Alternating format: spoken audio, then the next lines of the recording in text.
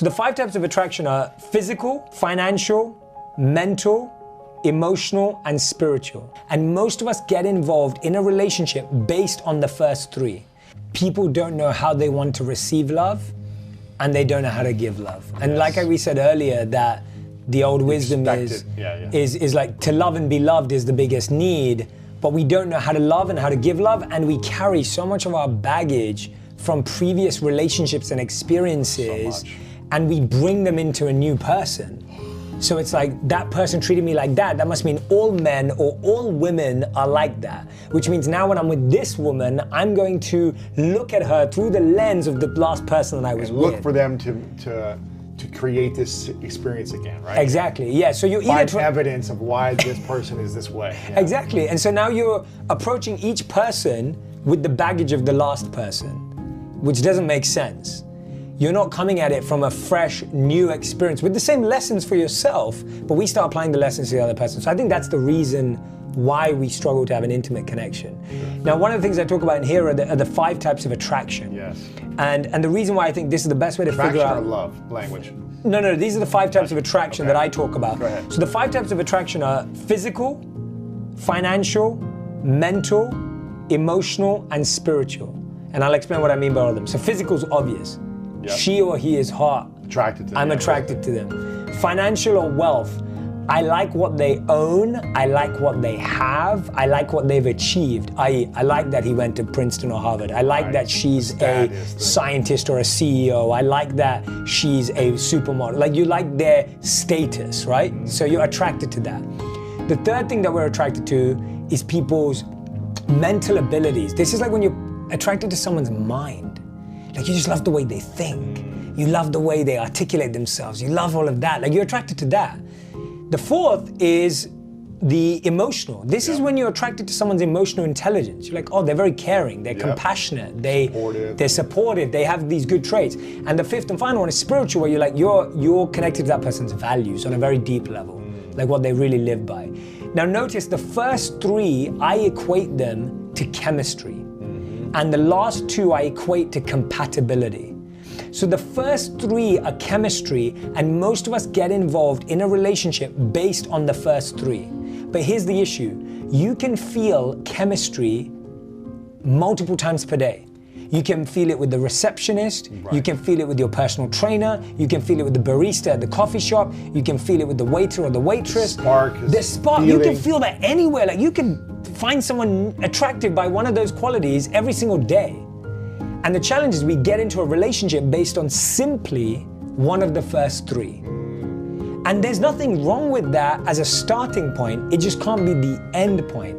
And so what we do is we keep convincing ourselves that the first 3 of chemistry is more powerful than the last 2 of compatibility, and we're letting chemistry do the heavy lifting.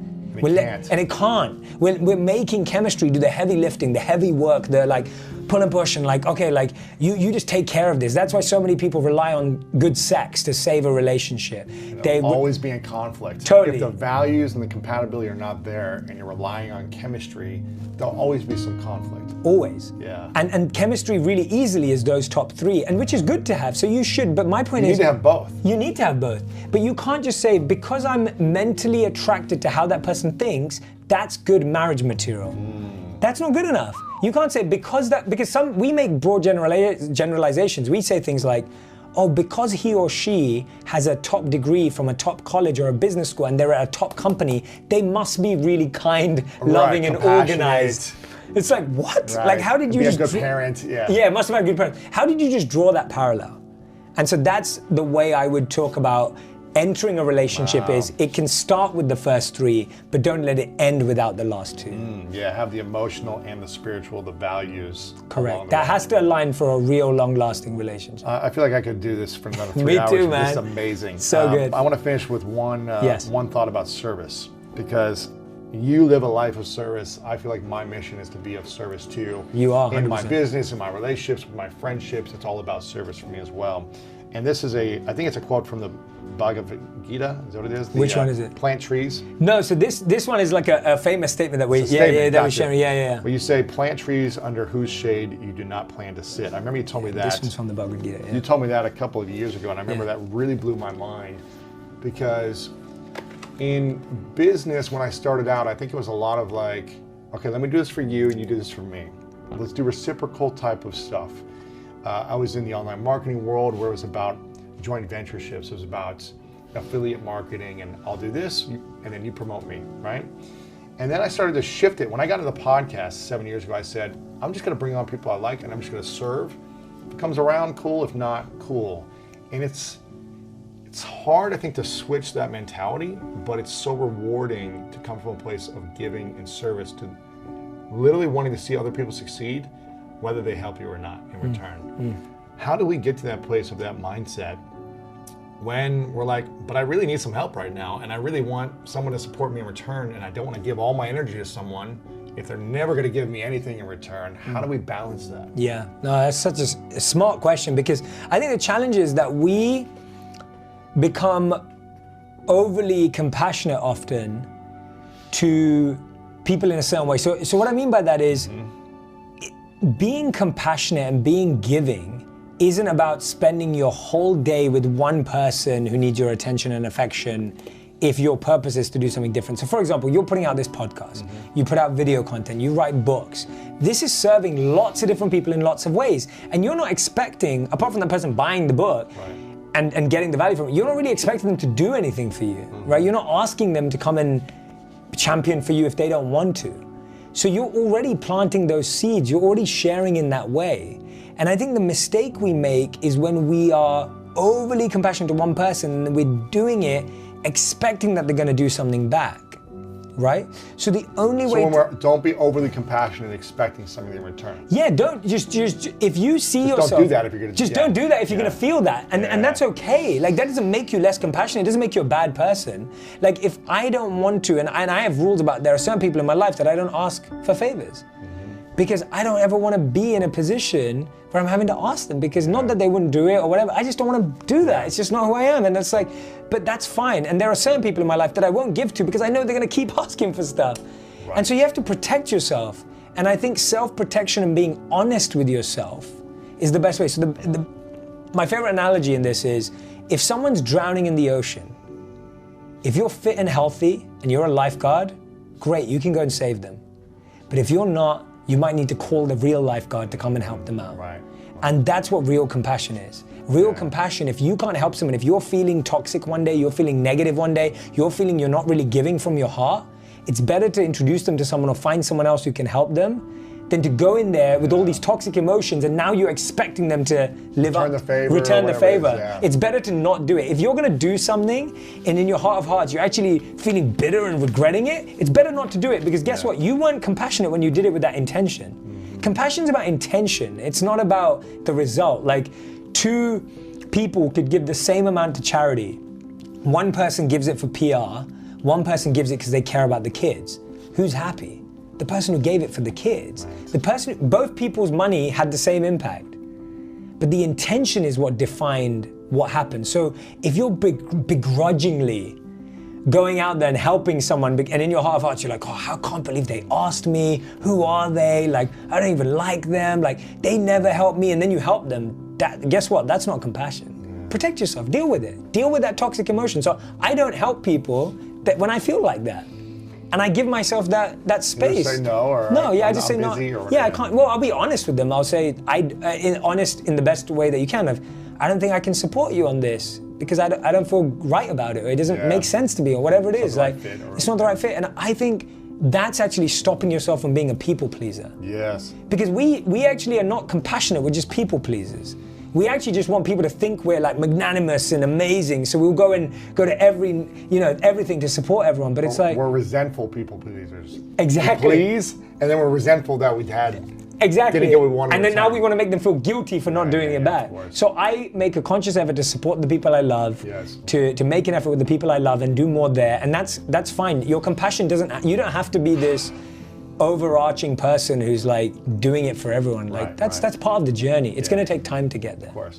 How do you know when you've found the one? And a lot of you have been asking, Jay, how do you know when you've found the one? So here you go. This is the video for you. If you've got any insights or ideas on how you know when you've found the one, write them in the comments while you're listening to me rambling on and giving you these insights. Now, think about it for a moment. In your life, you've probably had relationship and love advice from so many different people and places. You've probably had some from your family. Your grandpa, he just asked me to marry him one day, and I was like, no. No. And you've probably had some from your friends. You're already saying I love you in this relationship? It's been like a month. It's been 3 months. Not to forget, you've definitely had tons of advice, knowingly or unknowingly, from the TV programs you watch. Dumper. And without a doubt, the movies that you watch have had a massive impact on what you think love looks like.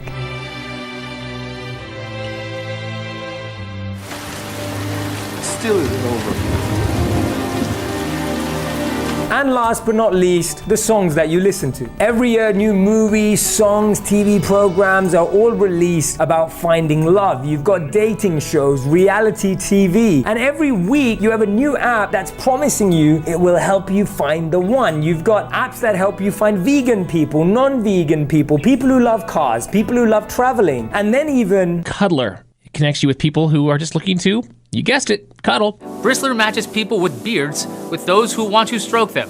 And some of those are pretty weird. And not only have we been exposed to so many different ideas and advice from what we consume, but even the people around us. From watching our parents, to watching our friends, to watching our aunts and uncles, to watching the people that we grew up around. All of these ideas have left an imprint on what we think about love and finding the one. And all of these things also put ideas into our heads about what the other person likes. You know, girls like guys who drive cars like this, guys like girls who dress like this. And this starts to form our ideas about what we believe about relationships. I'm going to tell you one of my favorite ones. Maybe some of you have seen the movie A Bronx Tale. Maybe you haven't, you can check it out. And in the movie, there's a scene where this really cool, suave, I believe he's somewhat of a gangster guy, says to the younger guy who's kind of being mentored by him that you'll know when you found the one when a girl does this one thing. You want to know what that one thing is? Yes.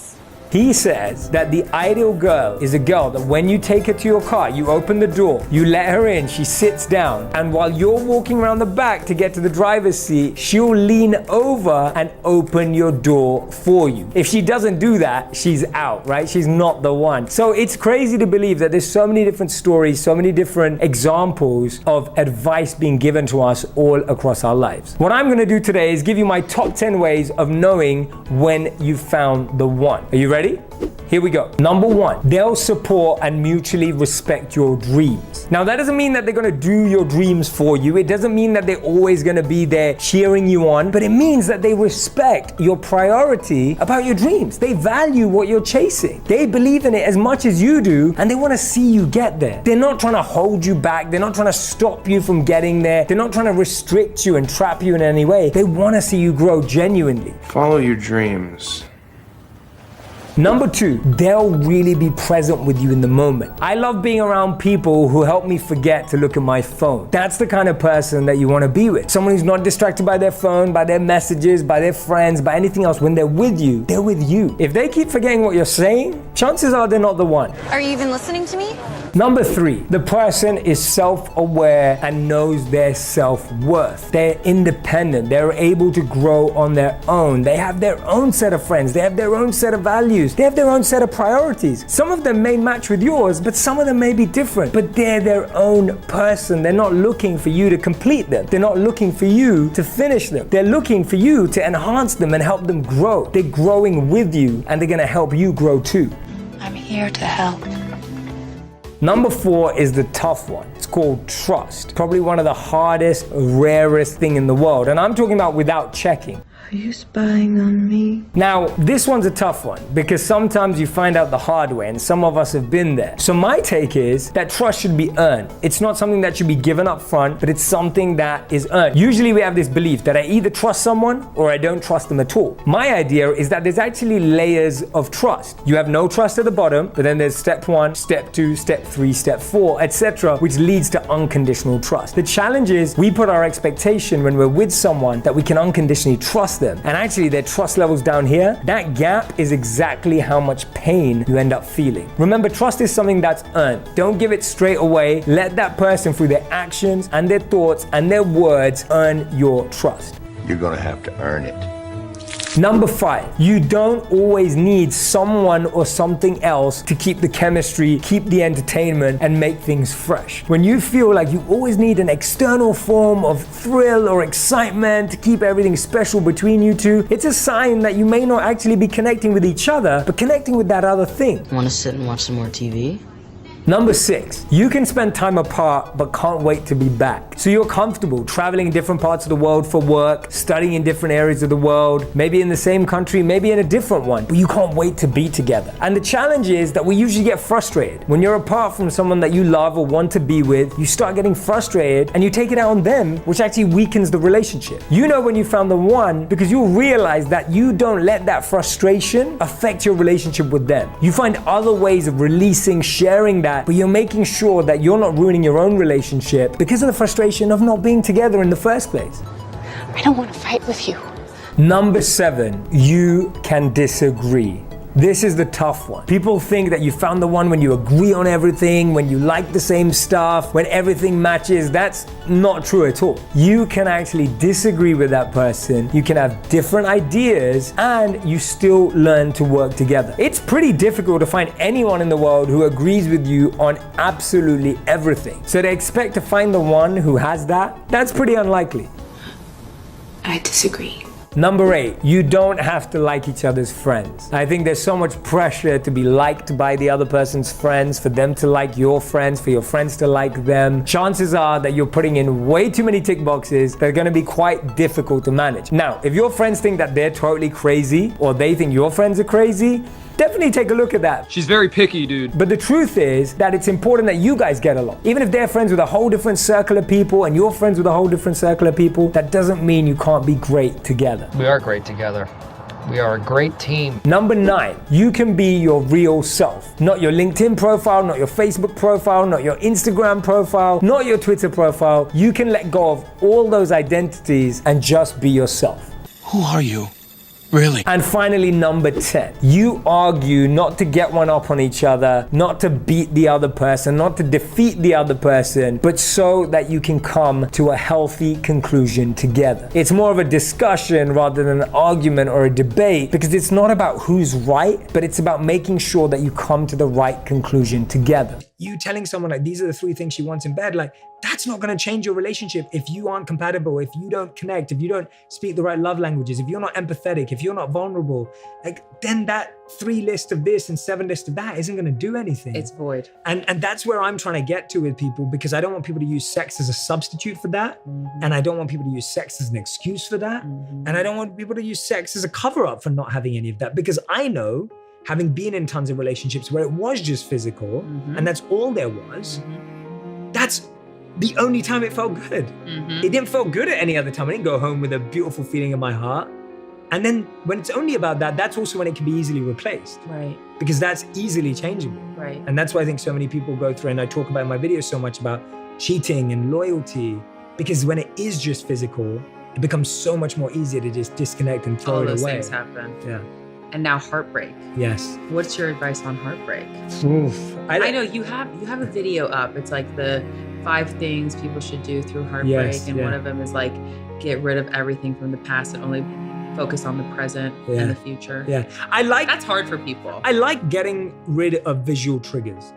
I think the challenge in a lot of our lives is that we're surrounded by the same sounds, the same sights, and the same people that we were in our past.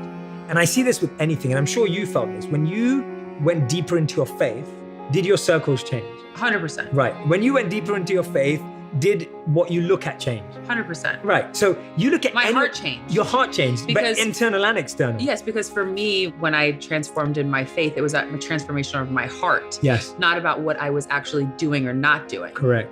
And that's what I feel for anyone. Anyone that I've witnessed and observed go through transformation in their life, their environments have changed. And so for me, a lot of us are making it harder for yourself. It's like saying, I want to start working out every day, but I don't own any trainers, right? It's like, that's not going to work. It's like doing the opposite. Like, I want to go on a diet, but I'm going to keep chocolate cake in my refrigerator, right? Like, it's that. So you're saying, so you're enabling I want to get yourself. over the past, but I'm going to keep my ex's sweater right next to me, and I'm going to keep all these text messages that I could keep reading through again. Why do people go back and read text messages? Because from someone that broke their heart.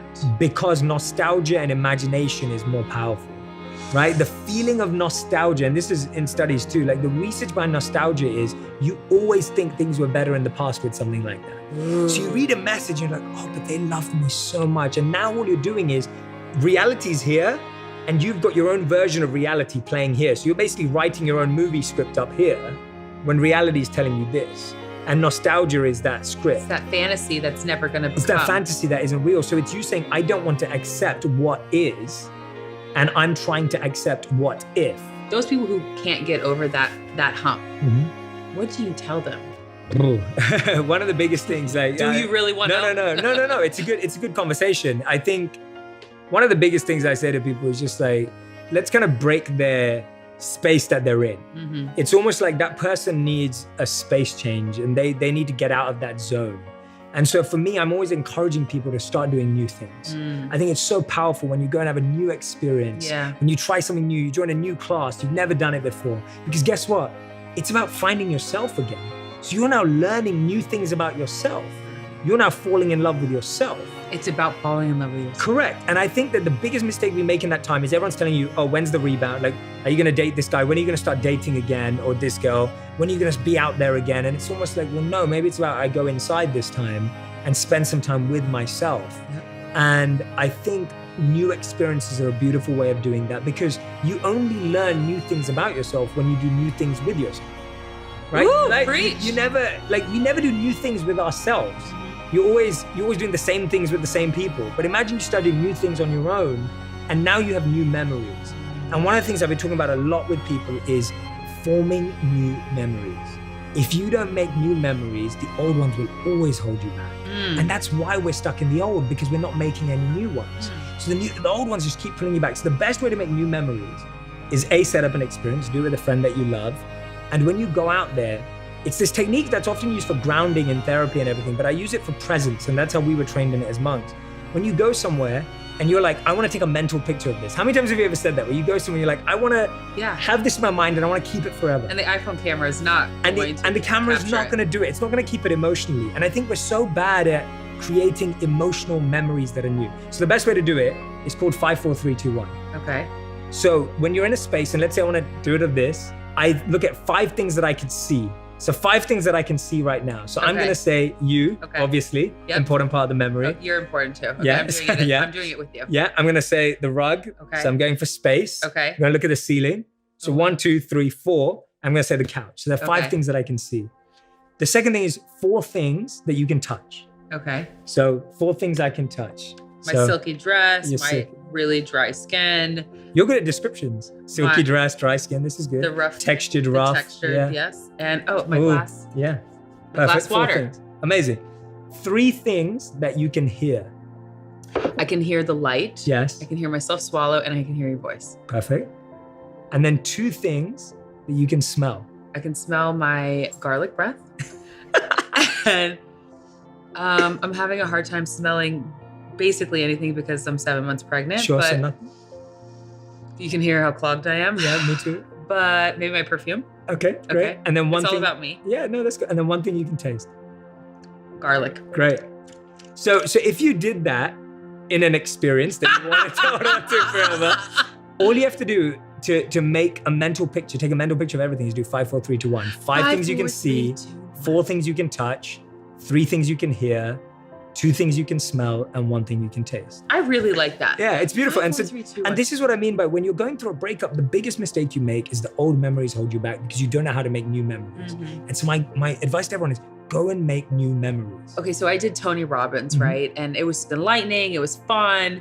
And the biggest thing that I came away with was I don't live in the present. I'm constantly living for the what's next. Yes. Here we go. You know, okay team, it's time to hustle. Yeah. And he said, what are you grateful for? And I mean, I could sit there and say, I'm grateful for my health. I'm grateful for my family. I'm grateful, you know, like I could list a few things, but he said, what are you grateful for in your career? And it's like, I had to really go deep. And I think that maybe if I started doing the 5, 4, 3, 2, 1, I would be able to go back to experiences that I thought my heart remembered, but my mind didn't. Totally. And I am totally implementing 5, 4, 3, 2, And that's 1. exactly what it's, so today it's used for a lot of people who struggle with anxiety to bring them back into the moment. When we were trained in as monks, it was what we did for presence, like exactly what you said. Right. And this is why the biggest mistake we make is when you're having an experience, the only sense we activate is the eyes. And that's why when you're trying to think of a past memory, you go, what was it again? Right. Because you have to close your eyes because that was the only one that was activated. Whereas what we've done with 5, 4, 3, 2, 1 is you've now absorbed this memory through all the 5 senses, which means each one of them is going to give you a different part. I like it. Yeah.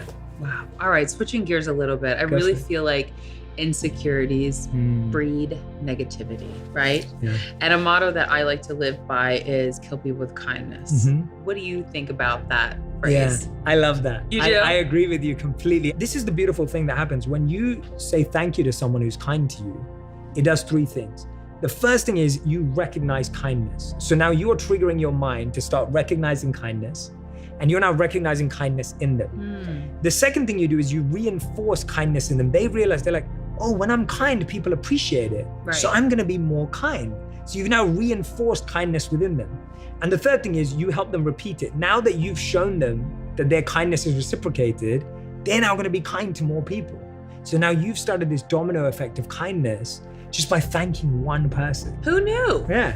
It's so interesting Yeah. to hear you talk about being a monk and like how you spend half of the day working on yourself and half of the other day working to give out to others. And what is your take on putting yourself first? And like, is it selfish? So with monk teachings, the point is you are taking care of yourself first in order to serve better. So it's always like, I'm gonna put myself first so that I can fill up, so that I can serve with more. So Because I can- we wanna serve with our best selves. Right. I always say this to people, it's like, people are always like, Jay, should I go to this party? Should I go out to this event? Should I call up this person? Should I do this? Should I do that? And I'm just like, well, if you're gonna show up there with that energy, Don't go. where you're gonna have to convince yourself to go, then guess what? That person's gonna feel that. Right. Because if you're gonna show up, then you're gonna show up with your best. So I feel, for me, it's not selfish if the intention is I want to give more and serve more. That's good. It's selfish when it's just like, oh, I'm just gonna take care of myself because that's all that matters. Right. Whereas it's like, no, I'm gonna take care of myself because I wanna give my best self to the people I love, Right. to the people of the world, to the people I care for. And so I'm gonna keep prioritizing myself. So I went down the wrong journey. When I first started wanting to serve, I used to just think, oh yeah, I'm gonna stay up all night. If someone needs me to drive halfway across the country, I'll do that. And I would do things like that. And I started to realize I was just people pleasing. I wasn't serving. I was actually serving my own ego. That was the most selfish thing. Interesting. It was the most selfish thing because it was just people pleasing. But then I realized actually me saying, look, you know what? I need to get a good night's sleep tonight. But I promise you, first thing in the morning, we're gonna talk about this and I'm gonna bring my best self to this conversation. People started to respect that and value that and gave me that space. Are you tired of being single but sick of the dating scene? Are you thinking about just giving up? If so, this video is for you. 50 million. That's the number of members online dating site OkCupid reported in 2020 according to data from SurveyMonkey Intelligence. And in any given minute, an average of 100,000 users are online on OkCupid alone. That's not counting Match.com, Tinder, Hinge, Bumble, or any of the other dating sites and apps. 2020 estimates from CompareCamp state that in the US alone, 30 million people were using online dating sites. And get this, Tinder's total number of paid subscribers tops over 59 million. What? Online dating has real appeal, right?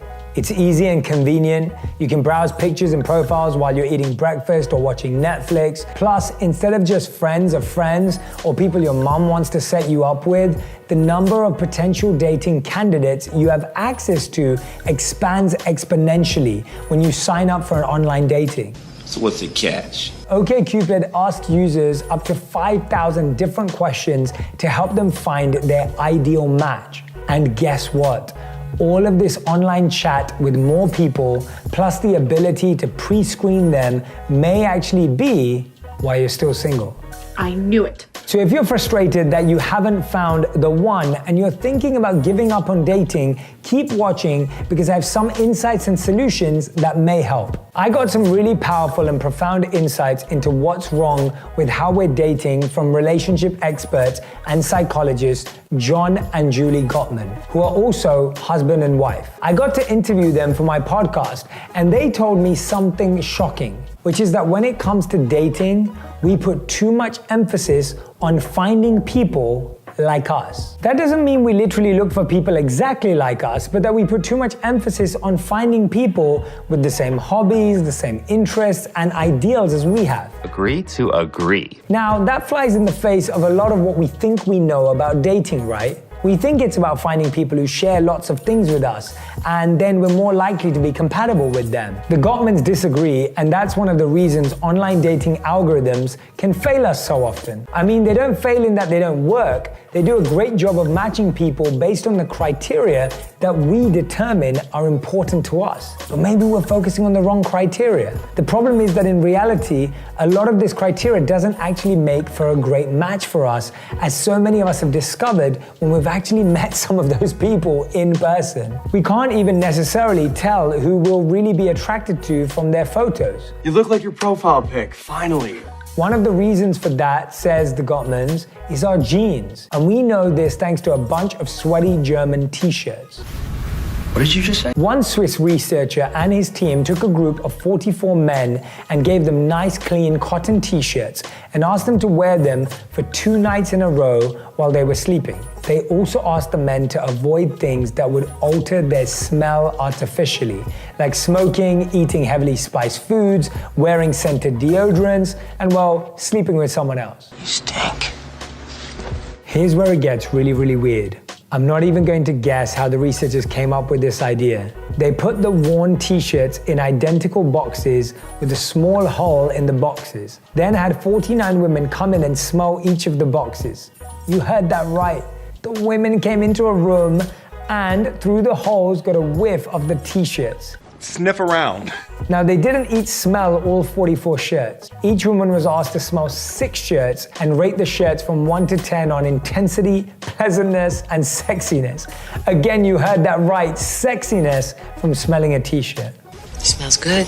Now, the 6 shirts each woman got were specially selected to include 3 that were from men with a closer genetic match to them, and 3 from men who were less of a genetic match. Consistently, the women preferred the smells of the men who were less genetically matched. Remember, they had no information about the men, no photos, no personal details, only the smell of their t-shirts. Researchers theorize that these particular genes, which play a role in the development of our immune systems, help to keep us from being attracted to people who aren't genetically diverse enough from us, which could potentially negatively impact the health of our offspring. And the smell of a t-shirt and our genetic matchiness is the kind of information that even the highest tech online dating algorithm has not mastered if we don't give it the right information. Anyway, beyond our genes, I asked the Gottmans what we tend to get wrong when it comes to dating. They said that we often screen for things that don't really matter. When you meet someone you're truly compatible with on a deeper level,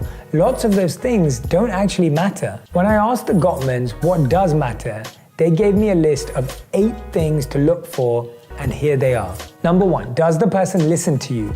Do they show genuine interest in getting to know you? Do they ask you meaningful questions and really listen to the answer? I'm listening. Number 2, are they reliable and consistent? Or do they play games like playing hard to get? That's a big red flag. That's a red flag. Number 3, are they honest and sincere? I would never lie to you. Number 4, are they attentive? Is it clear that they consider your needs, desires, and feelings? It's not all about you. Number 5, are they kind or instead are they critical? Do they make biting, sarcastic remarks that just aren't funny? That's not funny. Number 6, are they generous? Sharing is good. Number 7, are they a person of substance and character, and are they respectful? I do not respect you. And 8, finally, does it feel good to be with them? This feels so good. So does that mean you should ditch the dating apps? I'm definitely not saying you should stop using apps, but instead, it may be helpful to shift what you're using them for.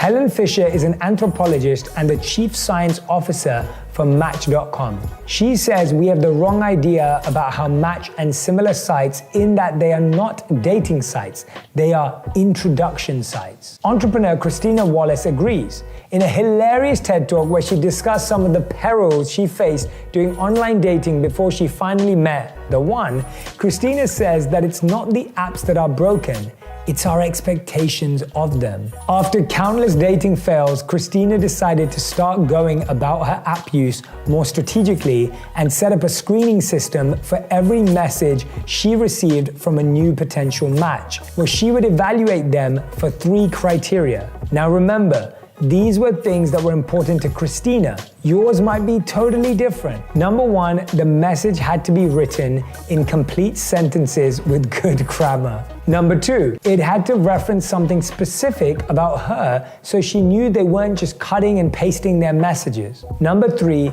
the message could not contain anything sexual. Of 210 new messages Christina received, 14% met these criteria. For her next step, Christina decided she wanted to meet the guys quickly because, as she said, the things I cared about I couldn't see online. She was tired of going back and forth for days or weeks, exchanging long messages or committing to full dates only to find out they had no real chemistry or the guy only wanted sex. So Christina created what she called a 0 date, where the ground rules were that they would include just 1 drink over 1 hour, and in that time only 1 question she needed to answer for herself was, would I like to have dinner with this person? Would I like to spend 3 hours with them? If the 0 date went well, she'd see if they wanted to have a first date, then just go from there. I absolutely love this approach to not give an online dating app the full responsibility of matching you with the perfect person,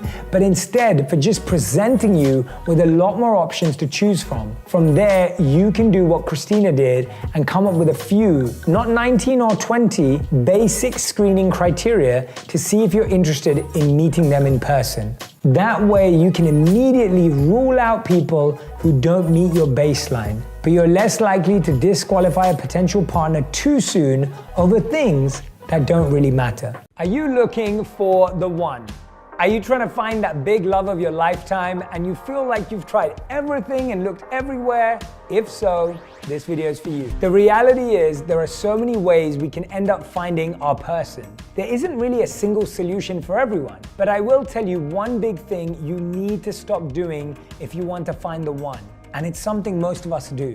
And I'll tell you 2 things to do instead. According to the US Census, 1 in 4 millennials speaks a language other than English at home. In California, it's 1 in 2. Regardless of what language they use at home, there's one word that millennials worldwide are speaking less than ever: marriage. According to the census, about 3 out of every 10 American millennials have ever been married. According to data from the Pew Research Center, younger adults are getting married at the rates 11 to 20% lower than the baby boomers and the silent generation.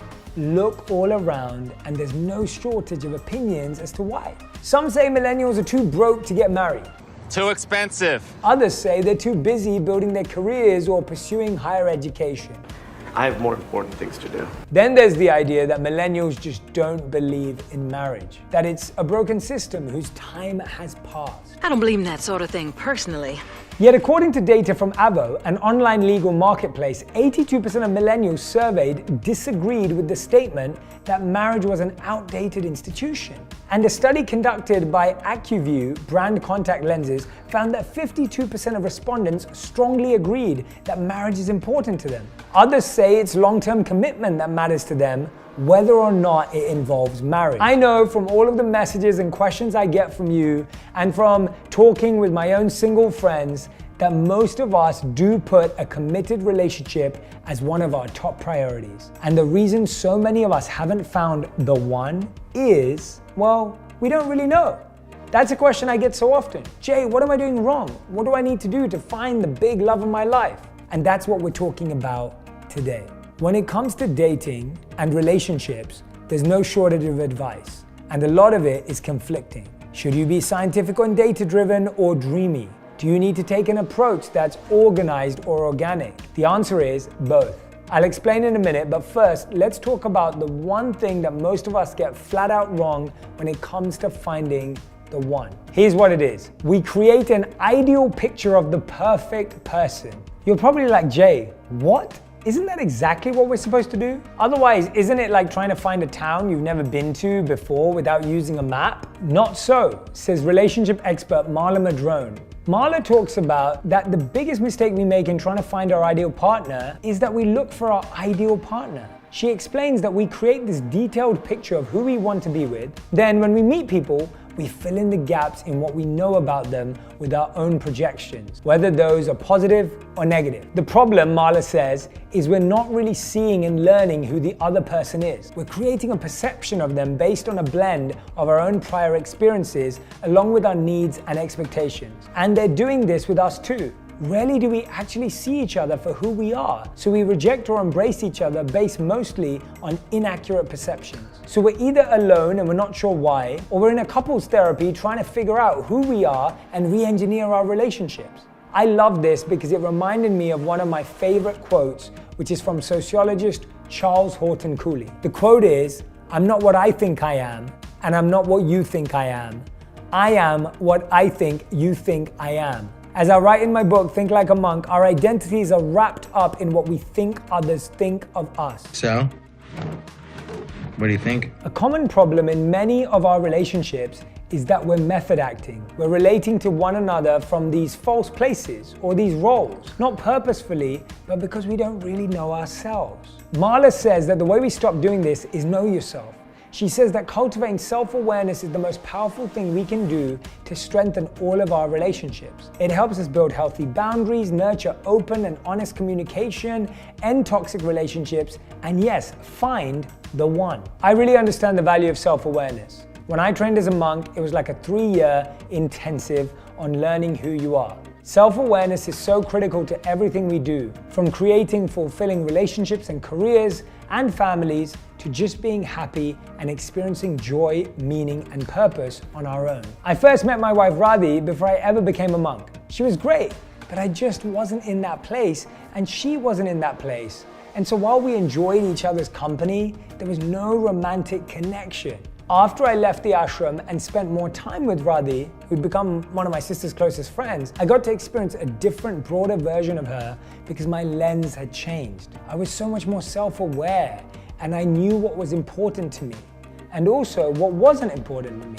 And although I wasn't out on a flat-out search for the one at the time, I had that solid foundation in place, and so did she, so that we were both able to see and connect with each other as who we really are. And every day I can see how continuing to work on our own self-awareness strengthens our relationship with each other. Now that doesn't mean things are always perfect and easy, but that's one of the beautiful things about loving relationships. Ideally, we're with someone who we can continue to grow with and who we still learn new things about all the time. Psychotherapist and relationship expert Esther Perel says that novelty and newness is a key element to lifelong attraction. So when it comes to finding the one, how do we do it? Here are 2 steps. First, begin with you.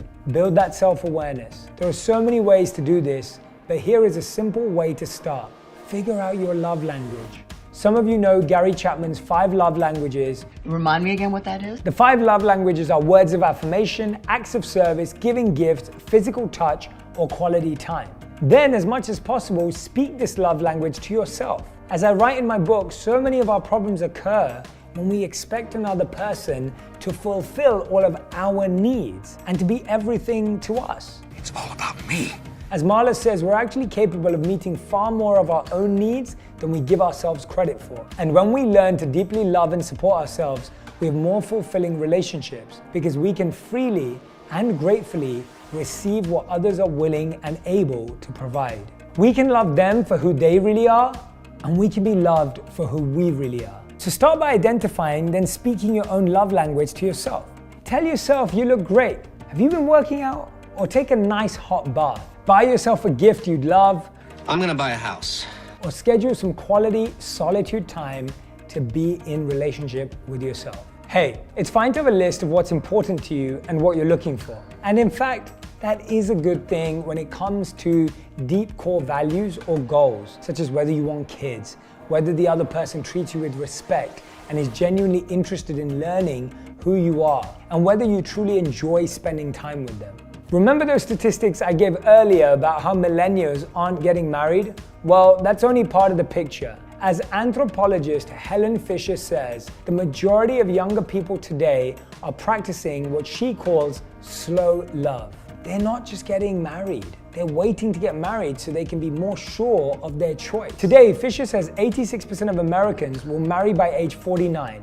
And around the world, people are still far more likely than not to settle down with a long-term partner. And the good news is that those couples are more likely to stay together. So that's the second step. Practice slow love. Really let yourself get to know people. We struggle with ambiguity. Is this person the one or are they not? And am I running out of time? Sometimes a match or no match is evident pretty quickly, but in most cases, it takes time. But knowing yourself and then really getting to know the other person for who they truly are is the perfect 1-2 combo for finding real, lasting, long-term love. The first time I actually met Radhi was before I became a monk. And I met her very briefly.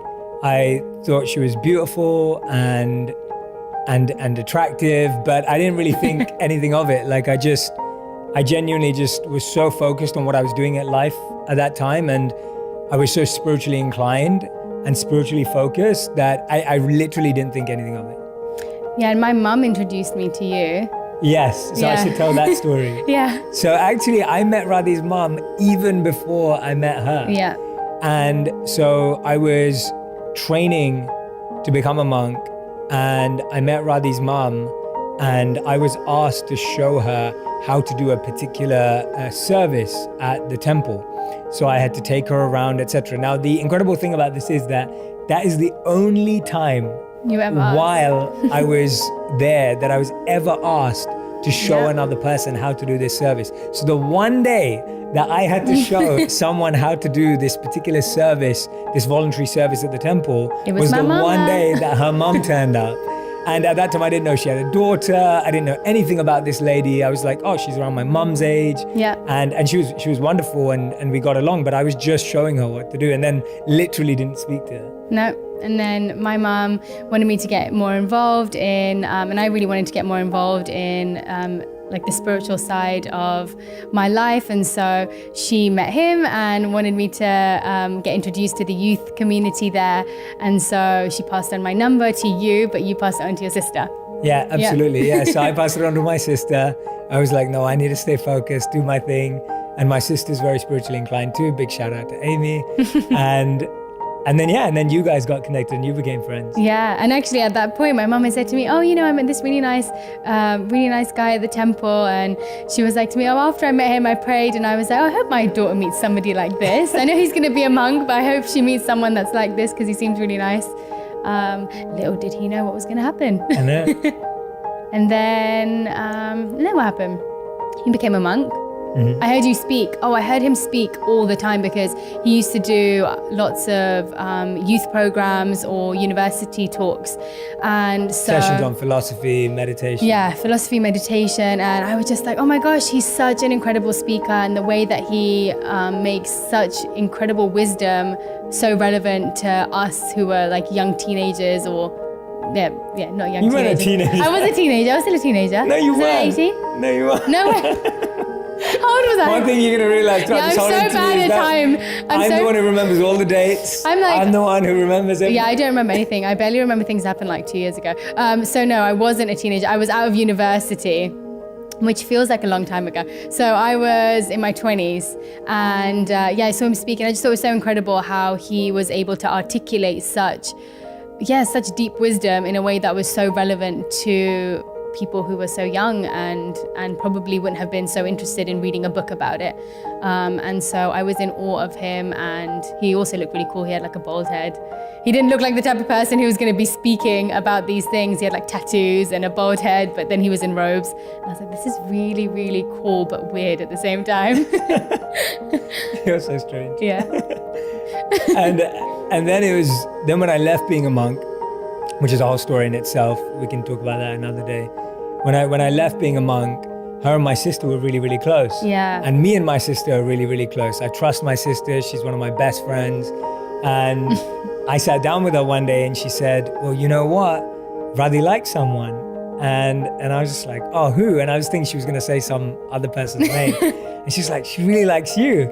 And I was like, oh, I really like her. Like, I'd love to get to know her better. And we'd interacted. We'd got to know each other a bit better because we'd organized charity events together, etc.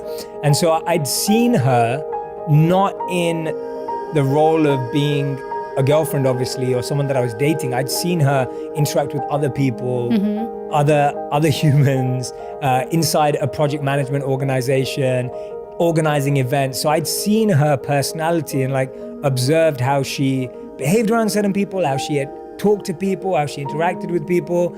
And based on all those things, I thought she was a great person. So when my sister told me that, I was secretly quite happy as well. And I always heard about him through his sister, and his sister would talk about him with so much love and affection, and he treats her like she's his baby. No matter how old she gets, she's literally like his baby. And I used to see like conversations between them. I used to be like, oh my gosh, she's so sweet. Like, he's so sweet, even though he's gone off being a monk, but he was still really, really caring and loving towards his sister and his family.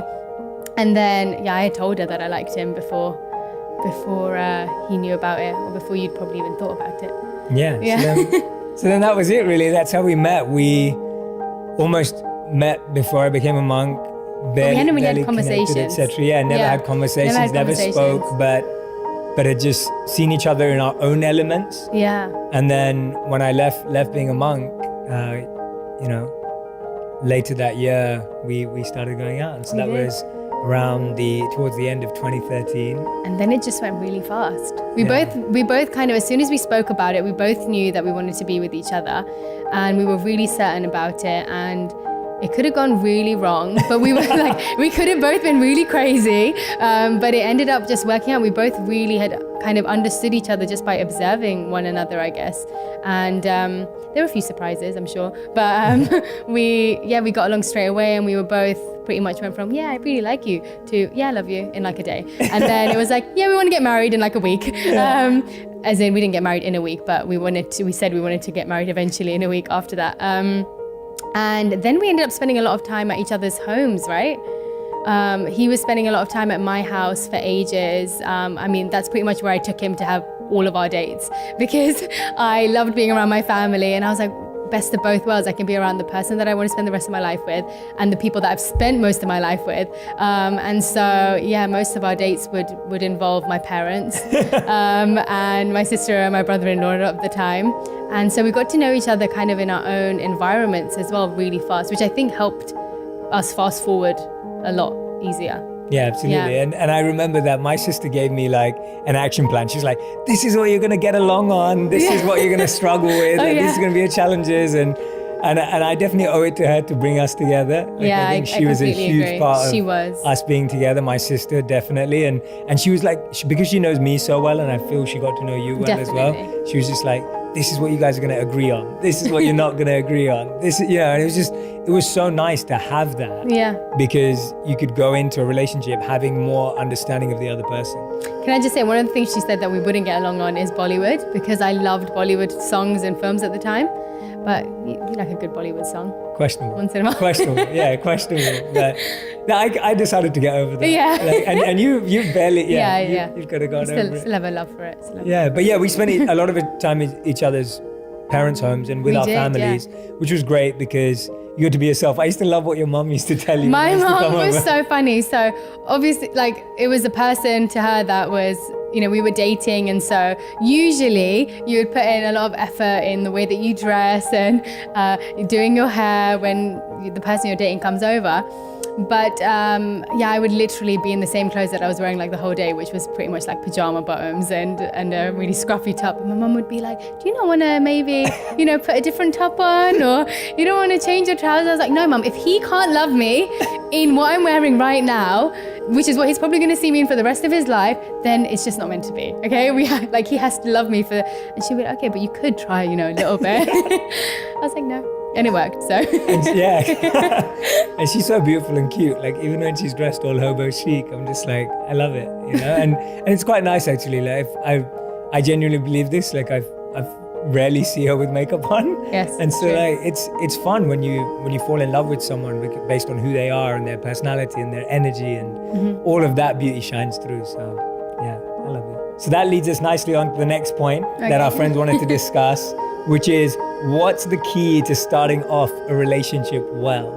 What's the key to Like, what's the key to starting it off well? So one thing for me was this, that because we didn't see each other in dating environments a lot, I feel like dating environments put this pressure of being in an interview. So I compare dates to interviews.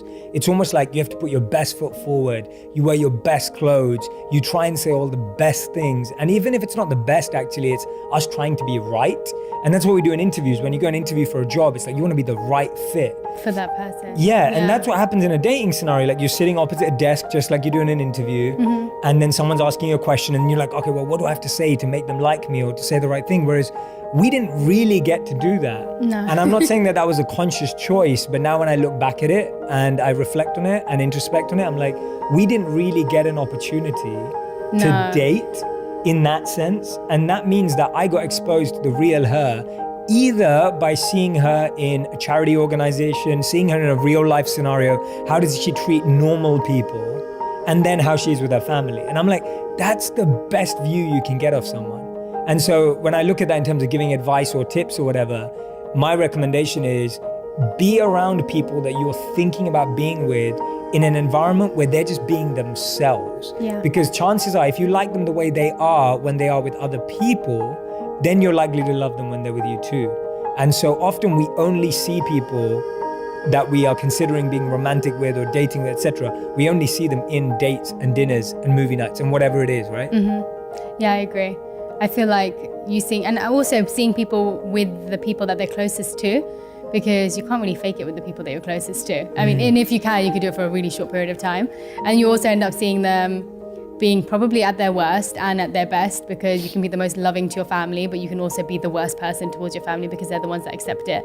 And so, yeah, I feel like you get a good image of who the person is through interacting with them that way. Absolutely, yeah. Good point. Thanks. Nicely said. It's true, yeah. And the other thing is, so when we first got together, I'd left being a monk probably like 7 months before. So it'd been like a 7-month gap. And I didn't have a job. I had no job. I had no money. I was getting rejected left, right, and center from every single place that I was applying to, because I'd been a monk for 3 years and no one wanted to hire someone who had monk written on their resume. Like, no one's like, oh yeah, I would love your transferable skills. Like, you know, like, what do you know? And so, oh, you can meditate for 4 hours. Great, we need that in our organization. So it was just, I had nothing really. Yeah.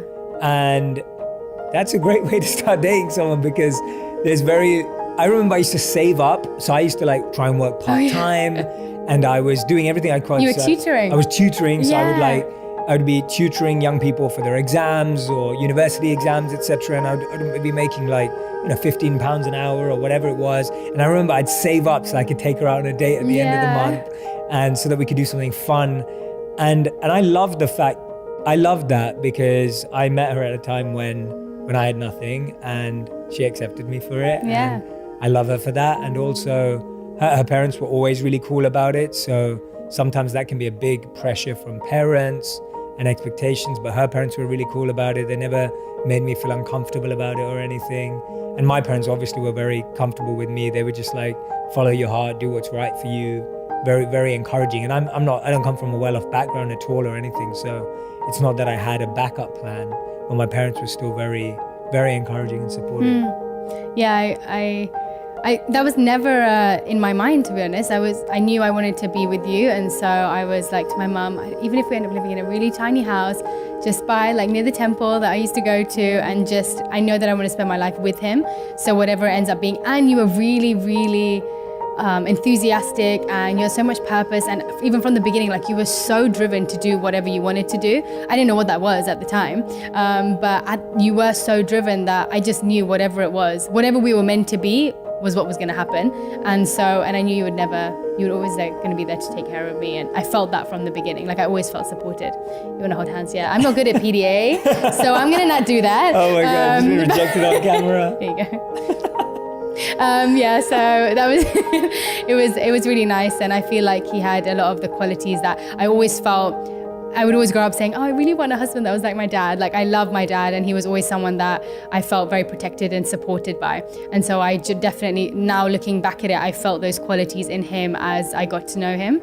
And so I thought, yeah, that was nice. And my parents didn't carry that. I always thought it would be, you always think in Indian families that's going to be an issue. But they loved him from the start. He's got really good, I don't know whether you guys have noticed, but he's got a really good way of saying things and winning people over by his words. So it's real though. I know, that's why it's genuine and it's sweet. So from those interactions, I think my parents trusted him very easily as well. Yeah, I really get along with your parents. I know. Yeah, and it was so great for me because Amy was already like my sister, and me and your mum got along straight away because we bonded over food.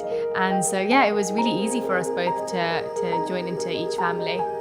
But yeah, another thing I think that's really important at the start of a relationship is self-awareness and setting expectations. So I feel that having done the work as a monk and having been through that experience myself, I'd gained so much self-awareness. So I was really aware of what type of partner I needed in my life. I was really aware of what I needed in my life to flourish, to thrive. And so when I met someone, it was very easy for me. It was very easy and simple for me to communicate my expectations to her and be like, I remember one of the things I said, and this is not offensive at all, it's genuinely how I felt at the time. And I said that if you want a husband who goes to IKEA on the weekends and to the cinema, like, I'm not that guy. And I didn't mean that as a bad thing if anyone is that. What I meant that as is, I want to be someone who lives a life of purpose, and I want my life to be about service, and I want my life to have an impact on people's lives. And I need a partner that's gonna understand that, embrace that, and roll with that as well, and wants to live not a normal life, because that wasn't gonna work for me if I really wanted to have an impact, if I really wanted to make a difference, if I really wanted to serve. And so that wasn't an ego thing. It wasn't me thinking I'm better or above or special. It was me saying, this is a priority for me, and I don't need it to be your priority, but I need you to understand it to be mine. And I think this is really important, that we should feel that if we're genuinely committed to something, when you make someone aware, and same back from her side too, like when she'll share hers, but when she's made me aware of what her priorities are and what's important to her, you start respecting what's important to the other person rather than expecting them to trade theirs, right? And that's usually what happens in relationships in the beginning is, instead of showing respect for the other people's passion, you expect them to change their passion for yours or compromise and be excited about your stuff. And I don't think that that's the right way. I think it's us being clear about ourselves, communicating that, and then respecting what the other person communicates. And I think we discussed that really early on, actually. Yeah, for sure. Just to be clear, he has come to IKEA with me on the weekends. And movies too. Yeah, movies too. But yeah, no, I understood the point of it. And I remember at that time when he was really pushing for what he wanted to do, he was very, very busy. And so there were certain things, I mean, he spent a lot of time with me and my family, but we had just agreed that, look, if there was extended things that I had to go to, because with families, there's always other things that you have to go to, like family, friends, or relatives' houses for every event possible. And if that happened, then I knew that I was okay with him not coming to them. And I said that to him from the beginning. You're that amazing as well. If you need to go and do something which is, I know for you, more important, not because for the purpose that you want to live, then I totally understand that comes above you just coming to another party, which people are not probably going to remember. Like, it's okay. And I think that was actually really important for us, because you can always hear what other people say, like family members or friends or whatever will always have a different opinion. And so as long as you feel like you have discussed it and you really understand that person's point of view, then you don't feel it doesn't rub off on you when people say things, because you understand it deeply. Whereas if you don't, then I think it's really easy to get swayed by other people's view of life or other people's way of relationships or whatever it is. Like, that can rub off on you very easily. But if you really understand that person and why they're doing it, I think that can make a big difference to you supporting them in why they're doing it. Thank you. The first question that I have from our team is, what do you find hardest about love? I was actually thinking about this morning when I was thinking about coming and speaking here. Coming and speaking to you. And I was thinking about how, you know, a lot of the time when you end up feeling annoyed at your partner or irritated in some way, or when they really annoy you, no, I'm just it actually made me realize that a lot of the time, you know, they say it ends up being a reflection of you. And I think a lot of, when I think about what ends up, like when we have our like petty arguments or whatever it is, I feel like it's actually because it hits at a sore point of me realizing that it's my, whatever we're arguing about, how I'm reacting, it's my weakness. And a lot of the time that's stubbornness. And so I feel like whenever I think that's quite a difficult thing when it comes to relationships or love, is that the other person, because you spend so much time with them, and because you know, they know you better than anybody else, that they end up being a reflection of actually you. So every time you end up having interactions with them that aren't that great, actually a lot of the time you can sit there and be like, maybe that had a lot more to do with me, how I reacted, rather than that other person. But sometimes it's them too. That's a really good answer. That's a really good answer. I think that's such a good point. I think what I'm saying is I would second that. And to give another answer, to give a different answer, I also feel the hardest thing in a relationship is you're always projecting your strengths onto the other person's weaknesses. So you want the other person to be more like you, but when you really think about it, you don't. Like you love the other person for not being like you. But when you say things like, I'll give an example, that I'm super organized, disciplined, live by the schedule, on time. So am I. And at times in our relationship, I've wanted you to become like that and do things like me. Mm-hmm. And when I've really sat with that and really thought with that, I realized actually I don't want you to be like me because I love you for not being me. Yeah. And the things that you bring to this relationship, whether it's spontaneity, whether it's being fresh, whether it's being always alive, like that's the strength. And I think what we do in relationships is we dampen our partner's strengths instead of amplifying them. Yeah.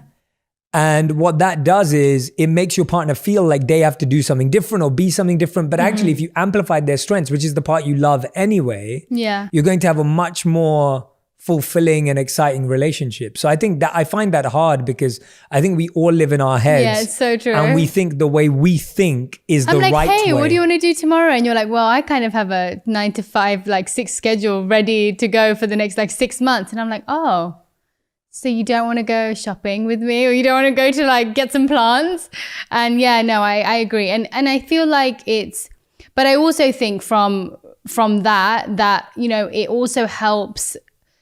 Even if you're not doing, even if you feel like it's a negative thing, to notice that and to try and correct it. In the same way, I think it can also help the other person tighten up on that area of their life too. Like, okay, cool, you may be super organized and I may be not very organized at all. But at the same time, we can find like a good middle ground when we're together where it's like, okay, you know that I like being spontaneous.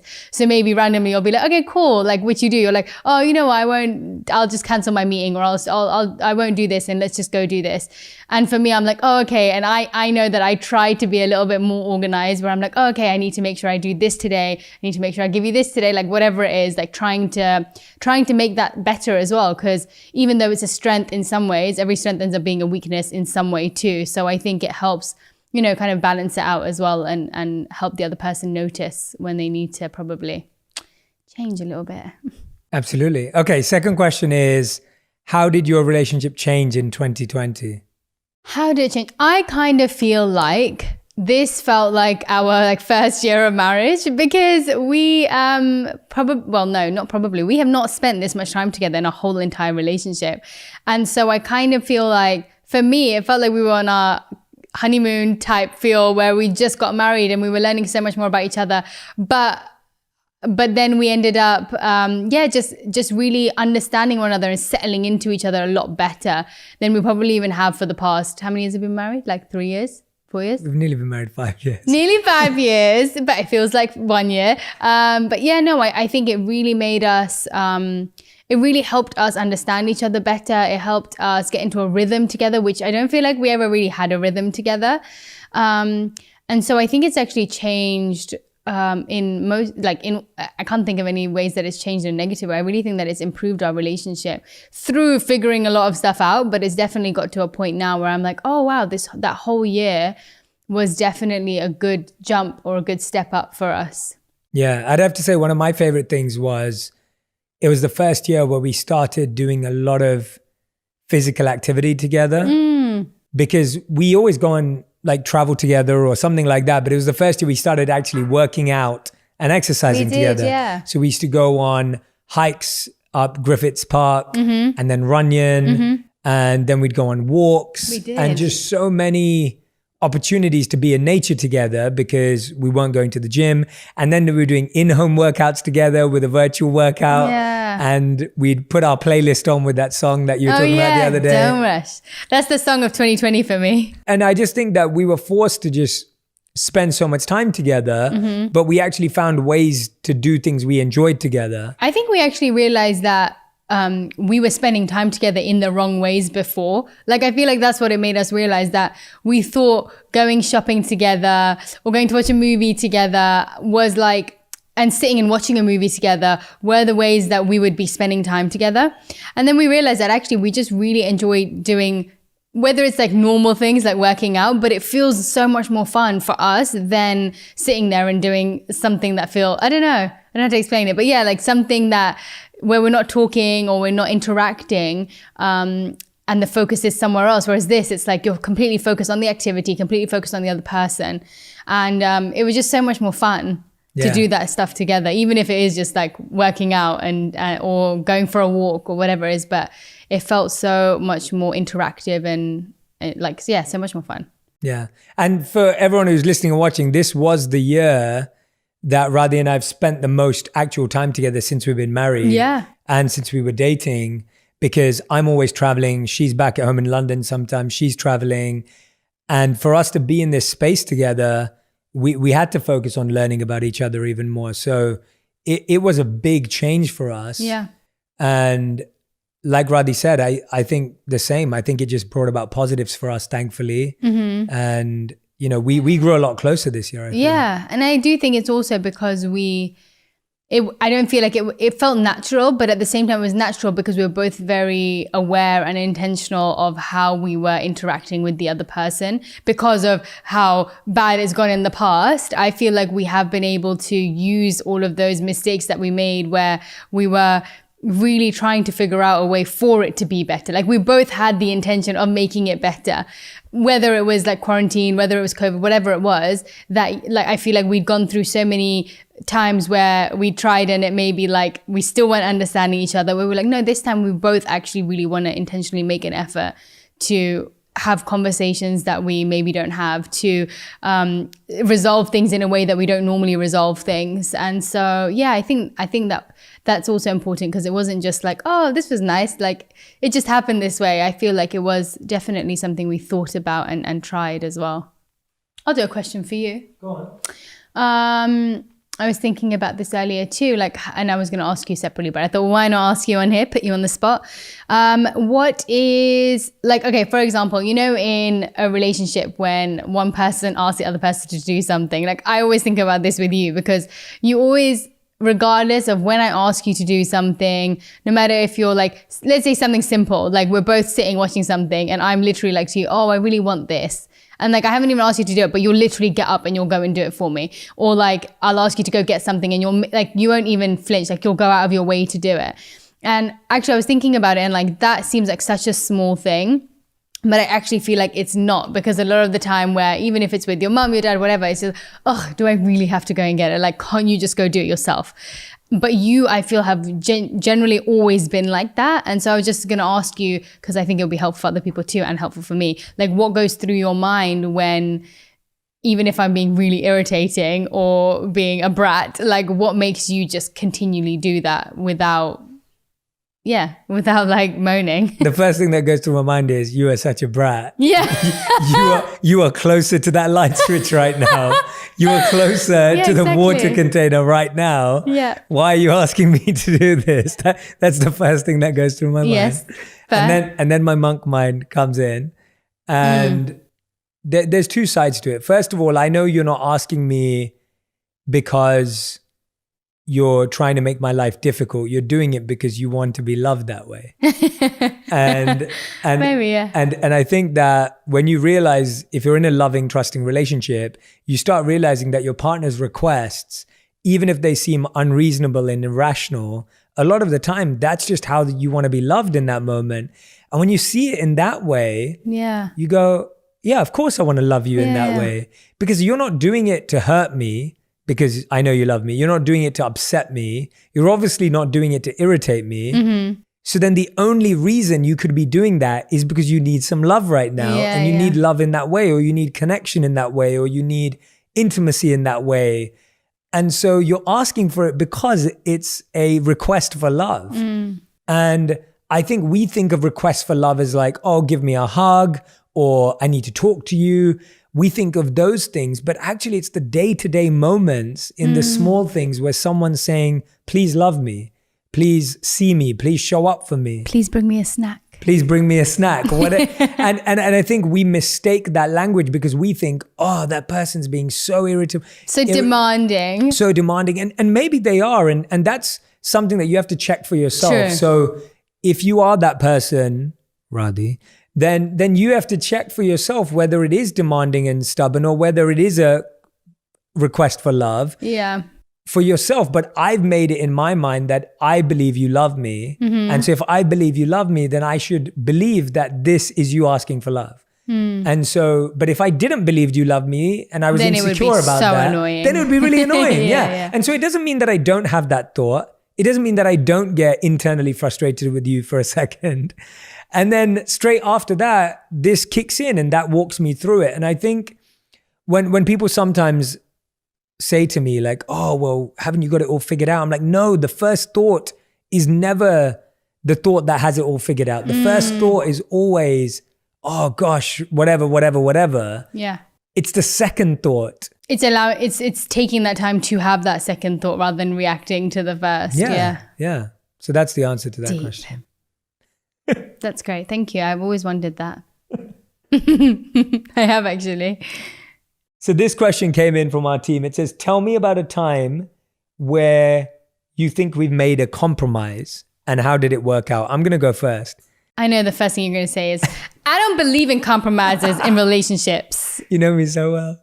So Please that's exactly what I was going to say. I was like, as soon as I hear the word compromise, I have a very interesting relationship with the word compromise because I believe that compromise makes you feel that both of you are giving up something you want for something you both don't want. Oh, yeah. Which doesn't make any sense to me. Repeat that. Rewind. That's a good point. Go on. Have a Jay Shetty moment. So I have a really interesting relationship with the word compromise because I don't understand what compromise means is that you're both giving up something you both want for something both of you don't want.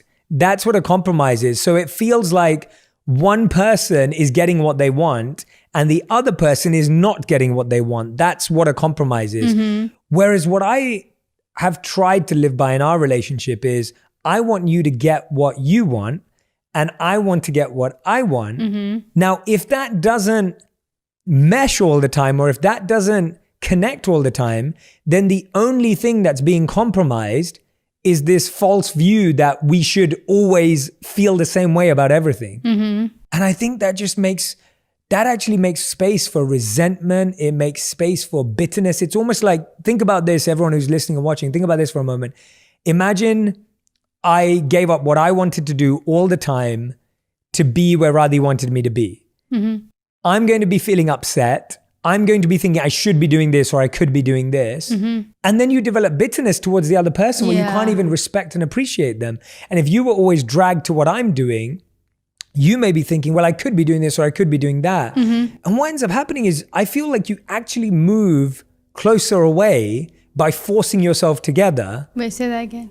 You actually end up moving further away. You actually end up moving further away by forcing yourself to be together. Yes. When actually you could move closer together by allowing yourselves to have that space. I agree. So that's my relationship with the word compromise. We've both been very happy for the other person to live freely, to do what they want to do, and without pressure of being like, okay, cool, it's my friend's birthday, for example.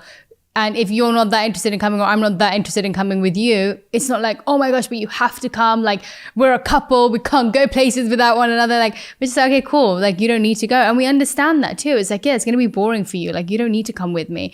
And we're very good at making it quite clear if something is important to us, whether it's family stuff, whether it's whatever. Say, okay, cool, you don't need to come to this family thing, but I would really appreciate it if you could make some time and come here. And so I think it's also that where it doesn't feel like a compromise if you know that it's the same thing as what you were saying about the bringing me water or snacks. It's like, you know that the person loves you.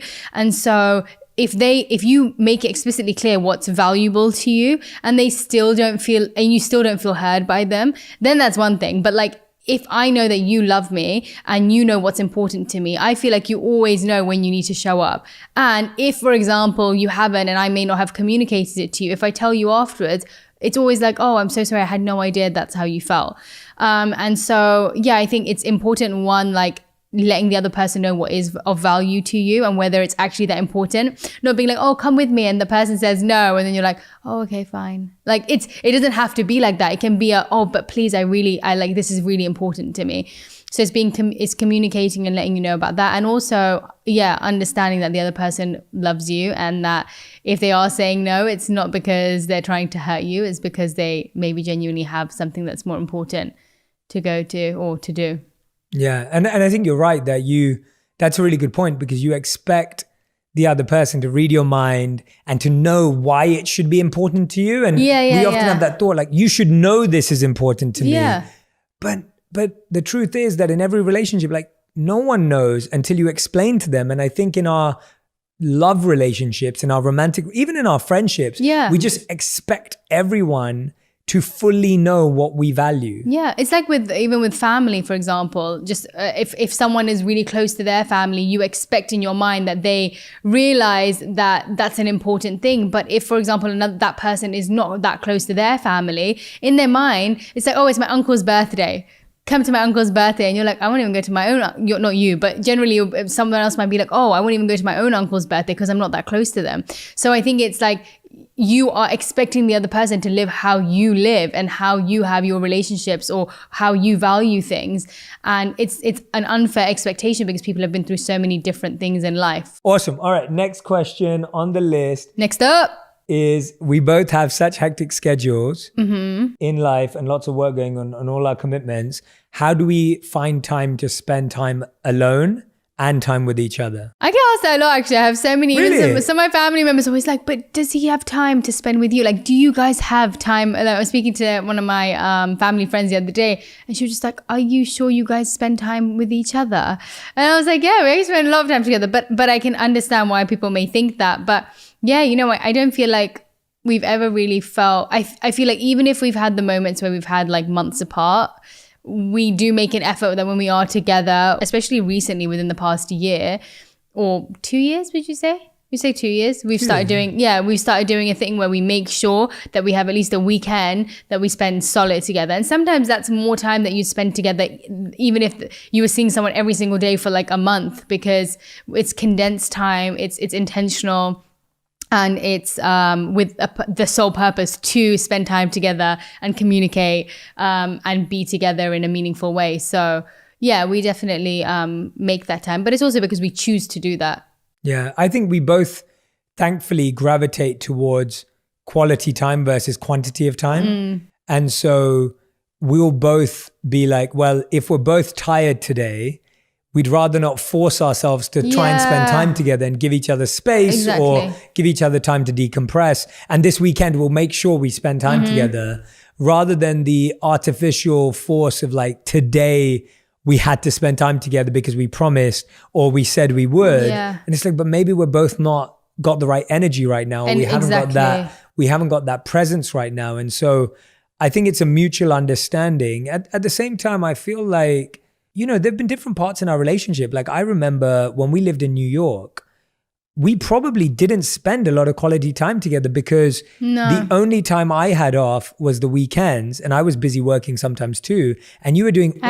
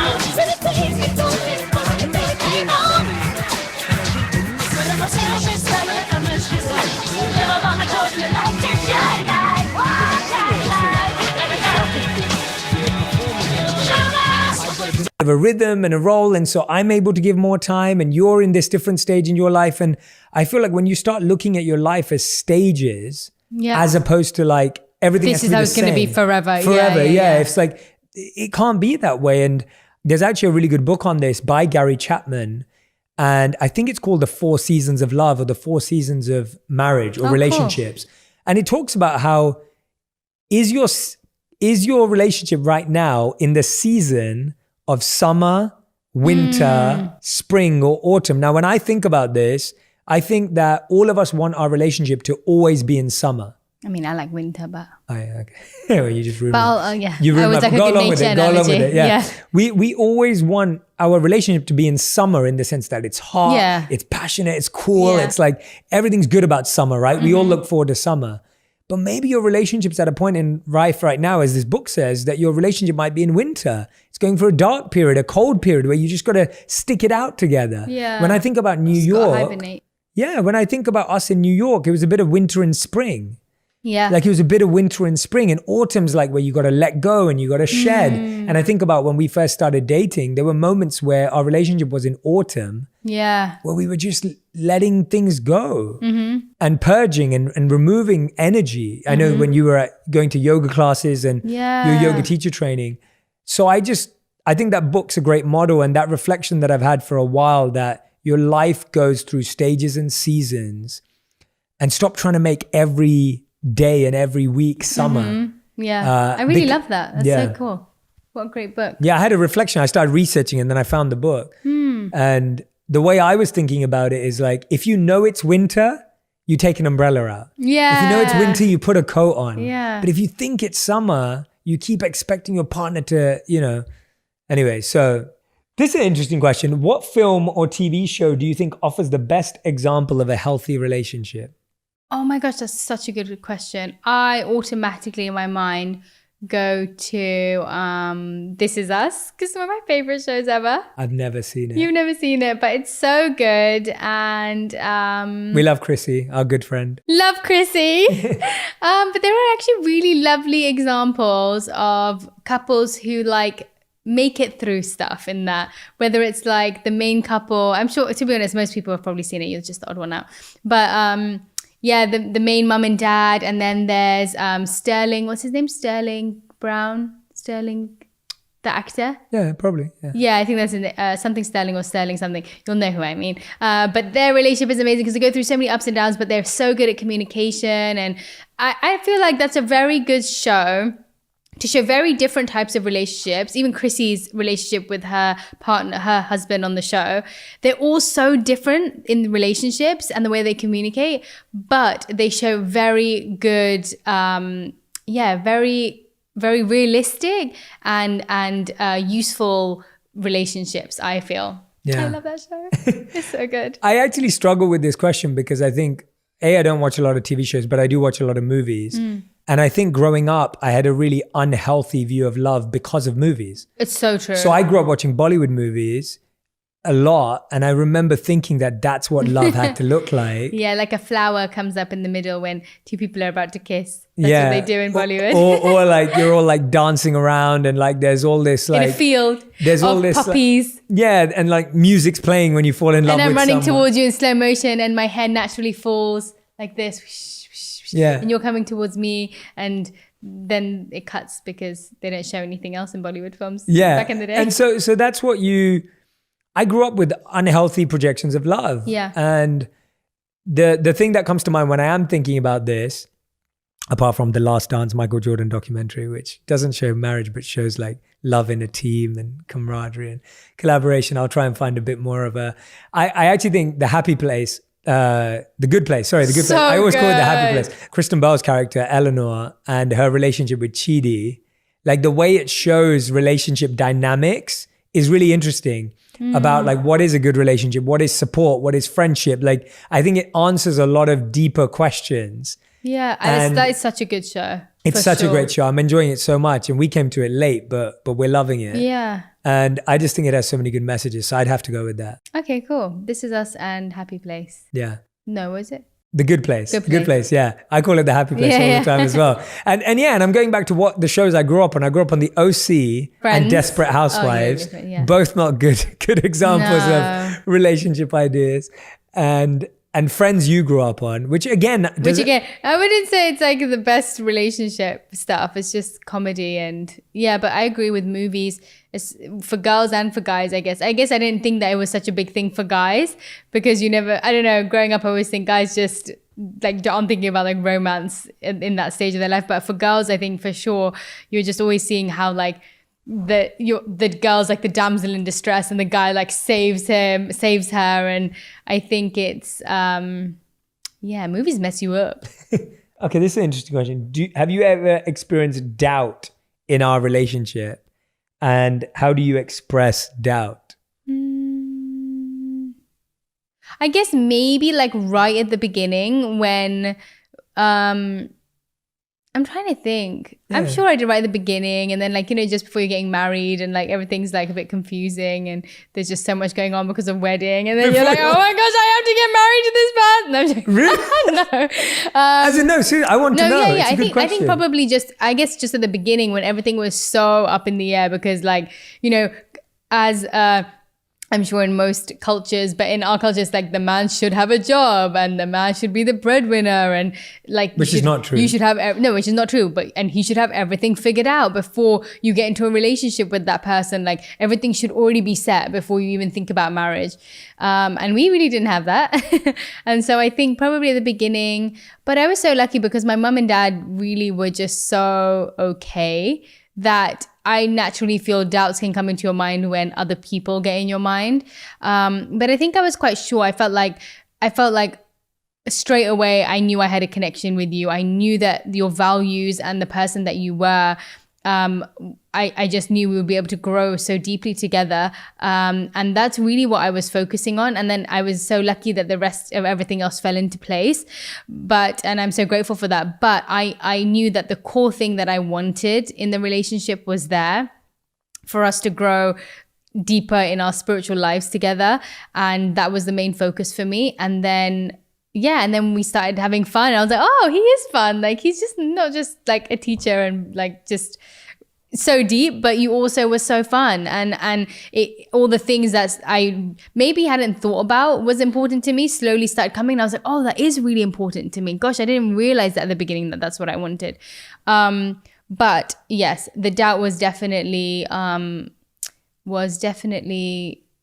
like taken away by me constantly going back to the fact that I wanted to be in that relationship with you for that reason. And that's a good honest answer. Yeah, I think my only doubt was always, and it's funny because it's so hard to express this, because I remember it was really funny when your family had mentioned this to you, and it was like, are you sure he's not going to run back and be a monk, right? And run back to the monastery. And it's so interesting because my only doubt in our relationship previously, not anymore, had ever been that should I have been alone? Yeah. So my doubt was never like you or another person or if you were the right person. Yeah. It's always been, it's either you or me being alone. And I think that comes from me loving being alone and spending so much time alone. And I think there was a part of our relationship where, because I was spending long periods on my own, I always considered that. And I had that consideration of like, oh, is this what I'm meant to be doing? Like, should I have done this? Like, I think a bit part of my doubt came from a bit of sadness that I was like, oh, am I taking her away from her family? Am I taking her away from her dreams? Am I taking, like, that was where my doubt of should I have been alone came from, was, oh no, maybe I'm like, for my pursuing of my purpose, which I'm really dedicated to, am I taking her away? That was where my doubt came from, that am I so selfish that maybe I should be doing my purpose alone? Why should I drag someone else on my journey? And I actually think at the beginning I probably felt that way too.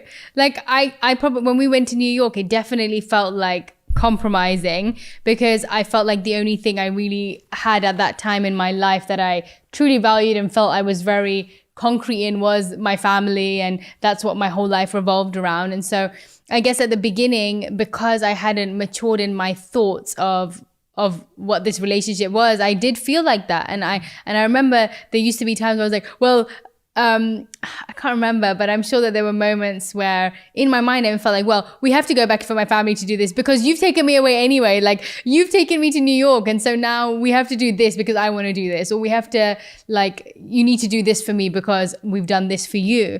And, yeah, but I definitely, now looking back, I realized actually it was all so much more for like it. So I don't feel that way at all anymore. But I can, I can relate. I probably had those feelings a little bit at the beginning that you're probably feeling from me. No, it's good. I think these are great conversations to have. And what's interesting about these conversations, though, is that sometimes you don't have them in the moment. Yeah. If you don't monitor that well, that could end up breaking something. Definitely. And we're lucky that it didn't. I feel like it could have though. If I hadn't, if I then didn't choose to like.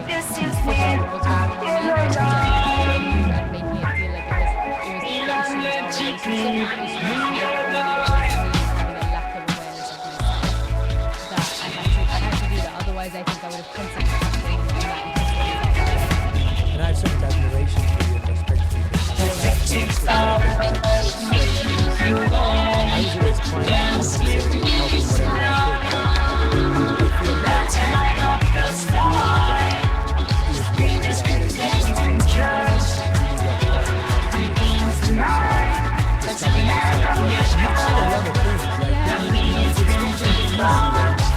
you know, I feel like I found my thing when I was 18. I've been doing it for 15 years. And it's funny for me to think that because a lot of people online are like, Jay, you've only been doing this online for 3 or 4 years. I've been doing this for 15 years. But for you, I watched you since you've been there, which was, you know, sorry, since you've been together for really 8 years now. And I've seen you like try this, try that, experiment with this. And actually, it's been really amazing. Why don't you tell people about how you feel your journey's been of discovering your real passion? Because I think people see you now and you've got your amazing YouTube channel and your Instagram page and all the wonderful stuff you're doing. And people may think, oh yeah, Radhi just, and yes, you've always had this energy that everyone loves you for and that I fell in love with you for. But the way you're expressing it now has definitely evolved, right? Yeah, definitely. To be honest, I feel like I had no idea what I was doing till beginning of, or like March last year, when all of this started happening. And it was the first time I had to literally sit there and be like, oh crap, I have no excuse of, oh, I can't do this because I have to go with Jay traveling. Like, I can't start my own thing because, you know, I'm never really in the country and it's really difficult. I just want to focus on what Jay has and I'm just there to support him. And I realized as much as that was true and I did want to do that, it was probably a big covering for me not wanting to actually figure out what I wanted to do because everything just felt so scary to start something. And yeah, it just kind of stripped all of that away where I was like, no, I have to fill my days with something that feels meaningful and figure out what that is to me and how that looks to me. And so I just started, and yeah, I definitely tried so many different ways and different things, whether it was like I did a website during that time, and you know, it's not the best website, but it's like the website that I started off with, and I put so much effort into it. I did like 100 recipes within a couple of months because I really focused on it. And it just showed me, because I was such a person that I would start something and as soon as it felt a little bit overwhelming or even felt like it was getting good or succeeding in some way, I'd be like, oh my gosh, that means I have to take another step forward and I'm not sure I want to do that. Okay, let's just shut it down and go somewhere else and do something else. And I realized that pattern that I had. And so I was really determined to not do that with this, because I almost like get in my own way of being a failure, in my mind being a failure, because I choose to not take the next step, not because anything else comes in my way, but because the fear of the next step would always scare me enough to not want to take it. And so it was really amazing, actually. I was like, just looking at myself from an like outside perspective, and I was like, oh my gosh, I never ever thought she could do this. Like, I never thought I could do that. I never thought I would actually still be making recipes. I thought it was like something I do for a month and then get bored and be like, can't be bothered to keep adding on to this website anymore. But yeah, and then I decided to try my YouTube thing, which, oh my gosh, took so long to actually start because of fear again pushing me away from it. But I just I mean, you've always been so amazing and supportive in that, constantly. Like, you see everything happening for me before I even dream about it. And I think it's just been so nice because whenever I've had doubts, you've been so amazing at helping me through them practically, where it's in like a supportive way of just love, but a lot of the time it's really taking the time to have the conversations with me. And I avoid the conversations, and you're like, okay, what do you need to do next? Like, what is it that I'm like, I don't want to talk about it right now. I haven't figured it out and I just don't want to speak about it. But you constantly would help like push me through because you saw that it was coming from a place of fear, not because I actually didn't want to. And I think that's really important too. It's like, I know with a lot of your stuff, like 99% of the time, you don't necessarily need to speak to me about it, but there are certain times that you do want to discuss things, and vice versa. Like, I obviously need you to input in a lot more of my stuff because I feel like you've done a lot of the things that I've done, and I really appreciate your advice for it.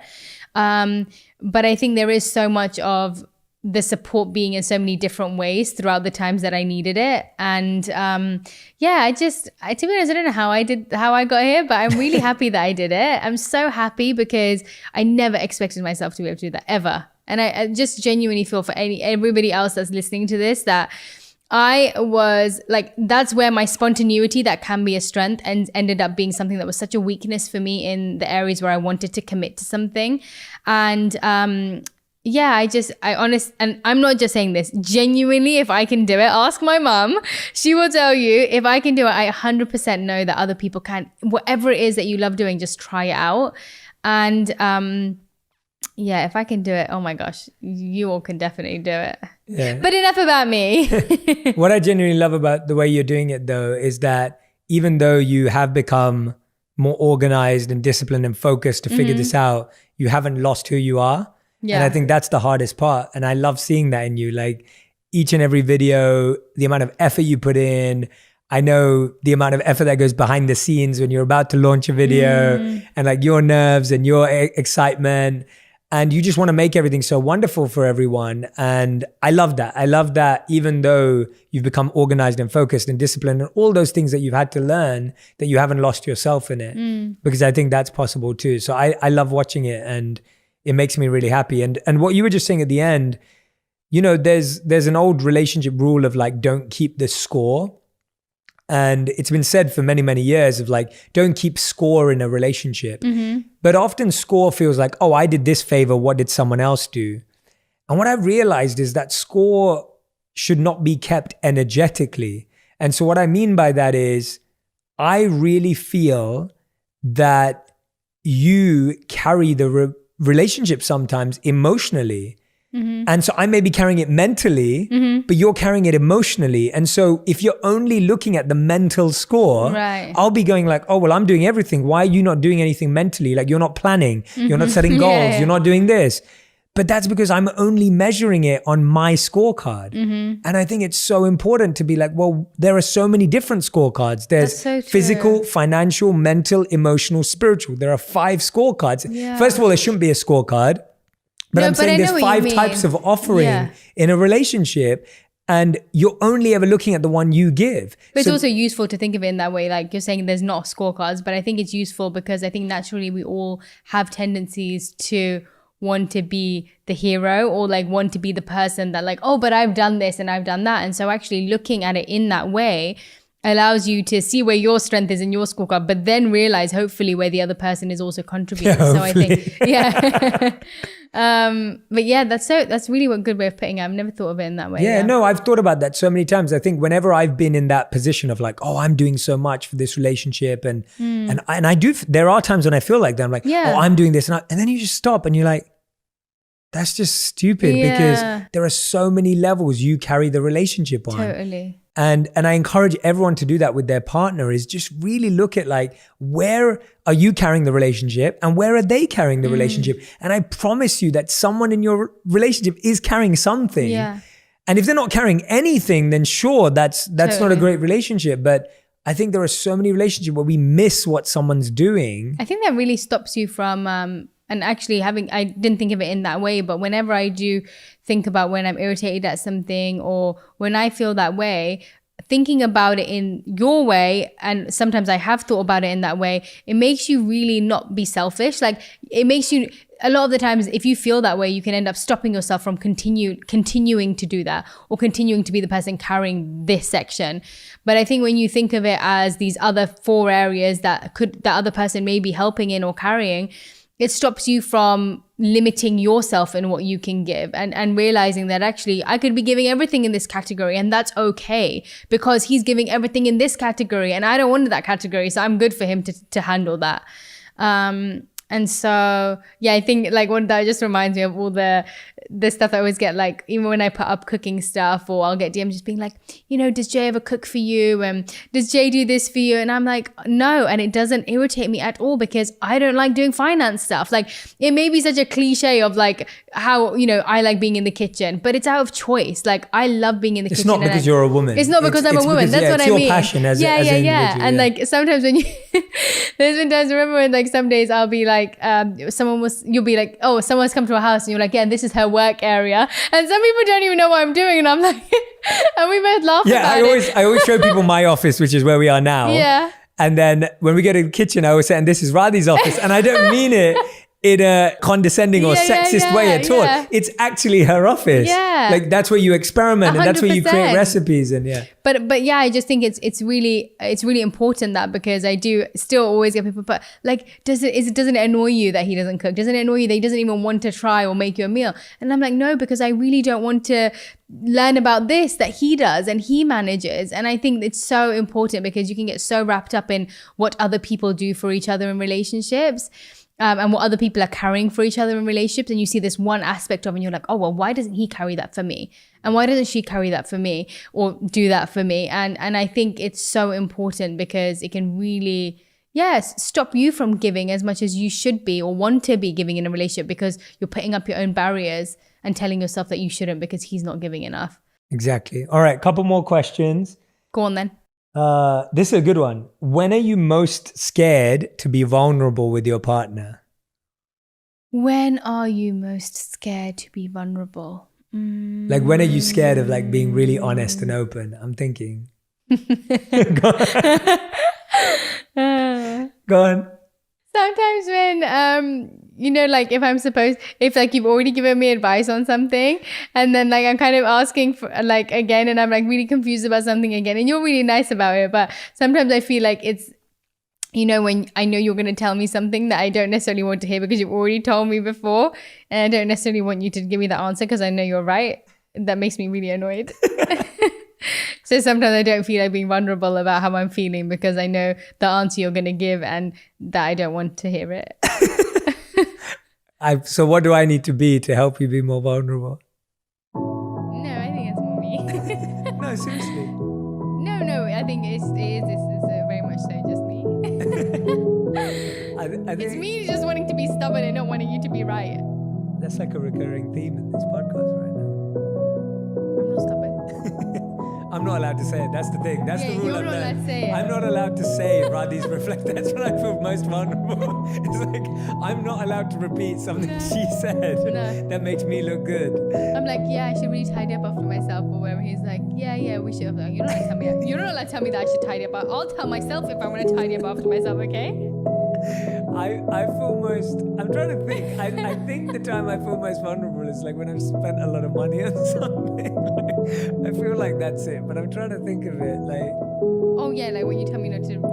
Oh yeah, make sure you just park properly and don't ruin the rims. I'm like, if I want to ruin the rims, I'll ruin the rims, okay? No, but I don't feel vulnerable. I say that to you. I'm trying to think of something. When am I scared of being vulnerable with you? When am I scared of being vulnerable with you? Wait, I don't understand the money thing. No, like if I've just bought like a really expensive suit or something. Oh, you don't want to tell me? Yeah, exactly. Yeah, it's like if I've just bought an expensive suit for like an award ceremony. Because he knows he's got a Gucci wife. Yeah, so I get scared of being like, this is how much this suit costs because I'm wearing it. And what do I always say? I'm like, that's okay, it's for your work. Yeah. Every time. Yeah. No, you're always nice about it. In my mind, I'm like, it's for your work, it's fine. No, you're nice about it. I think it's a silly thing just because of upbringing and raising and stuff. It's not you. It's not you at all. You never stop me. And then I'm trying to think of something more deep, because that was a fun one that I'm just with your health, like sometimes with health stuff. Yes. You know why? Because sometimes, like, because I'm cooking for him, I take things quite personally. And so sometimes if but you try so hard. No, I know, Like but you don't, as in that's not. But I feel like sometimes from you, I feel you get a little bit worried about saying if something has upset your stomach or if something hasn't made you feel right, whenever you have been in ups and downs with your health, or whenever I've given you something and I've suggested something and it hasn't worked. And I'm like, but why hasn't it worked? Like, I just don't understand. And I think it makes you vulnerable and I get quite defensive. No, I don't think so. But you're trying so, like, I don't think you get defensive. I think you try really hard. And so it's hard for you because you're trying to figure out so many ways to support me or help me. Yeah. And you don't want it to go wrong. And this is where it always comes back down to. It's like, when you trust the person loves you, you know that someone even being defensive is out of love. Yeah, in that I am scenario. defensive though about it, to be honest. No, but I think that comes from the fact that you're trying so hard. Yeah, maybe because I'm just like, oh, what? And it's hard when you're not in control of something and you're trying to be in control of it. But yeah, I feel like that's when I notice you are a little bit scared to be vulnerable because you want to tell me, but you also don't want to upset me or like. That's a good answer. Yeah. Yeah, that's a good answer. I never want you to feel like you're trying really hard and it's not working on something, because I don't think that's fair, because it's not necessarily your responsibility. Or like when you want to play PlayStation and you pretend like it's like a work meeting with your partner. And never really, say that's a work and meeting. And really you just want to play PlayStation together, but you're like, it's for work. And I'm like, yeah, it's just because you want to play. Okay, another one. You're giving way too many. What else can I think of? Okay, so we're on to the final two segments, which is fill in the blank and final five. Fill in the blank and final five. Yeah, so fill in the blank is you fill in the blank at the end of the sentence. Yeah, so we're both going to say it. All right? Yeah. Okay, are you ready? I'm ready. I feel most supported by my partner when? I feel like we did this last time. Yeah, but not the same question. I feel most supported by my partner when he brings me snacks when I don't even ask for them. That never happens. I know, that's why I just don't feel it right now. No, I feel most, that's my answer. You go. I feel most supported by my partner when I bring you cut up fruit. No, I mean, that's a fun one, yeah. But when... He likes his fruit cut up when he's eating it, like a little baby, because his mum used to do it for him when he was younger. And when he goes back every single time, his mum cuts his fruit up into a little bowl. And he has his little assortment of fruit bowl every day. And he's like, you know, I really love it when my fruit's cut up. So that's what I've been doing, cutting up fruit midday, halfway through my work day. I haven't had it today, to be honest. I'm sitting there cutting up fruit for this king over here. Cut up fruit makes him feel supported. My honest answer was going to be when my partner's present with me, like when I feel like you're really fully present. Okay. And cut up fruit too. Commitment means. Oh, you're really crying. I'm like, you put me in like, not crying. I mean, J. Shetty exposed. Commitment means. Commitment means. Commitment means. Commitment means like showing up in different ways for one another when the time is right. That's a nice knowing when it's your time to show up and knowing when it's their time to show up. Yeah. I think commitment means mutual love, boundaries, agreements, connection. Like when it's mutually created. Like you create a plan together, you create boundaries together, you create expectations together. That's what commitment means. And then you honor those. Totally. Conflict can bring. Conflict can bring. Well, let's just say I box, so conflict can bring. God. A few. I'm joking. I don't do that to him. Conflict can bring. Deeper love. I was going to say something like that. No, you weren't. I was. No, you weren't. You chose boxing. Conflict can bring boxing. Conflict can bring really good like makeup meals.